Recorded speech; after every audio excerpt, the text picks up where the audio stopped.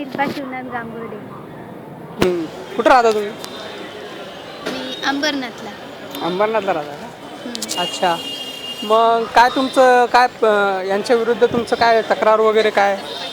नाही मला म्हणजे त्या प्रमोद अंगरखनेच खोटं कोण केस कोण कोण? प्रमोद अंगरख. प्रमोद अंगरख. अच्छा हां. कोण आहे हा प्रमोद अंगरख? त्या म्हणजे त्याने माझ्याशी लग्न केलं होतं शिव मंदिरमध्ये. अच्छा, काय सर्टिफिकेट वगैरे काय? नाही. म्हणजे असंच फक्त लग्न करतो म्हणून घेऊन गेले का? हां. अच्छा. म्हणजे तो मला म्हणजे कसं की त्याची आणि त्याचं आणि माझं फ्रेंडशिप वगैरे होती. तर मग त्याने माझ्या घरी वगैरे कळवलं ना ते की तर माझे घरचे माझ्याशी बोलत नव्हते, मला घरात वगैरे घेत नव्हते. आणि मग मी कोणत्या हॉस्टेलला पण जाईल तर तिकडे पण तो मला राहू देत नव्हता. तिकडे येऊन माझं ॲडमिशन कॅन्सल करत होता. तर मी त्याला बोलले की तुला कुठेच मला ठेवायचं नाही, तर मग मला हॉस्टेलला पण राहू देत नाही, आता घरचे पण मला घरामध्ये घेत नाही आहे. मग आता तू माझ्याशी लग्न कर, तू मला रूम घेऊन ठेव वगैरे. तर बोलला की नाही मी करणारच नाही असं तसं.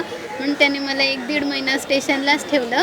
तर मी त्याला बोलले की मला स्टेशनला वगैरे म्हणजे खूप त्रास व्हायचा. तर मी बोलले की तू काय पण करायला सांगशील ते मी करेल, पण तू माझ्याशी लग्न कर, मला ठेव वगैरे. तर तो बोलला की जर मी तुला पाहिजे तर तू त्या माझ्या मित्रा म्हणजे यांच्याविषयी अशोक यादव, महेश यादव विषयी कोण कोण कोण कोण?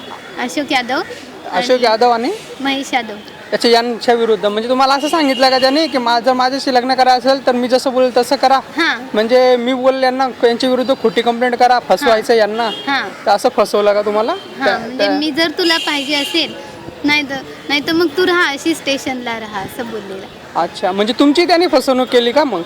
हां म्हणजे तुम्हाला खोट्या आश्वासने देऊन तुम्हाला फसवलं त्यांनी नाही का? हो. अच्छा, मग तुम्ही यांच्या विरुद्ध इथं खोटी तक्रार दाखल केली हां आणि तिकडे उल्हासनगरला पण त्यांनी सांगितलं का तुम्हाला खोटी तक्रार दाखल? हां उल्हासनगरला पण त्यांनी सांगितलेलं.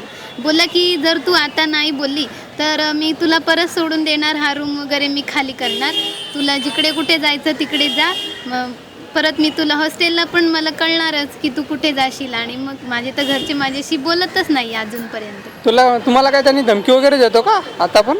हां आता बोलतो की जर तू केस मिटवायला वगैरे जाशील तर मी तुला आमच्या वांगणीमध्ये त्याचं घर आहे ना, तर आमच्या वांगणीला राहतो का तो? हां तर तिकडे म्हणे त्यांच्या घराच्या समोर ते तलाव आहे, तर बोला मी तिकडे तुला मारून टाकील, पाण्यामध्ये टाकेल.